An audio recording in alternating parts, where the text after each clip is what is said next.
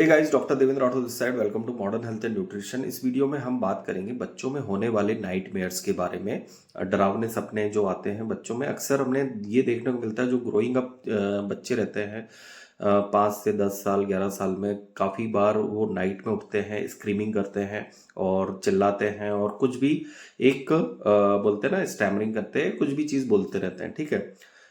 शुरू में हमें ये लगता है कि पेरेंट्स इस पर ध्यान नहीं देते, बच्चे को नॉर्मली से सुला देते हैं, लेकिन इसके पीछे रीज़न हमें देखना पड़ता है। पहला रीज़न हमें ये देखने को मिलता है कि बच्चा कहीं पर थका हुआ है या बहुत ज़्यादा थक रहा है या किसी तरह का उस पर प्रेशर आ रहा है स्कूल में, वो हमें देखने की ज़रूरत पड़ती है। सेकंड रीज़न अगर हम बात करते हैं, स्कूल में कुछ बच्चों को बुली किया जाता है या फिर अगर कुछ बच्चों के टीचर्स अगर उनके साथ कुछ गलत व्यवहार करते हैं या उनके साथ रहने वाले बच्चे कुछ उसको बुली करते हैं, तो उसके माइंड में वो वाली चीज़ें कंटिन्यूसली चलती रहती है, जिस कारण से ये वाली समस्या देखने को मिलती है। थर्ड पॉइंट में हम बात करते हैं, आजकल इंटरनेट के ज़माने में हम सारी चीज़ें इजीली देख सकते हैं, तो कुछ ऐसी डरावनी मूवीज़ हो गई, प्रोवोकेटिंग मूवीज़ होती है ना, बच्चों के सामने नहीं देखें, उन्हें अवॉइड करें। बच्चे कई बार मोबाइल ले लेते हैं, कुछ भी चीज़ें देखना स्टार्ट कर देते हैं, वो भी एक रीज़न होता है कि कई बार बच्चों को इस तरह के सपने आ सकते हैं। ठीक है। एक मेजर, अगर बच्चे को इस तरह के सपने आ रहे हैं तो यू शुड काउंसलिंग।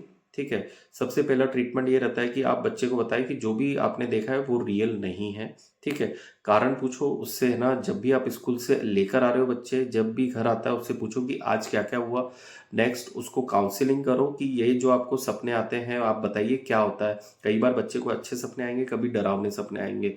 ठीक है। तो हमेशा इन सब चीज़ों पर फोकस करके आप उसकी काउंसलिंग करो।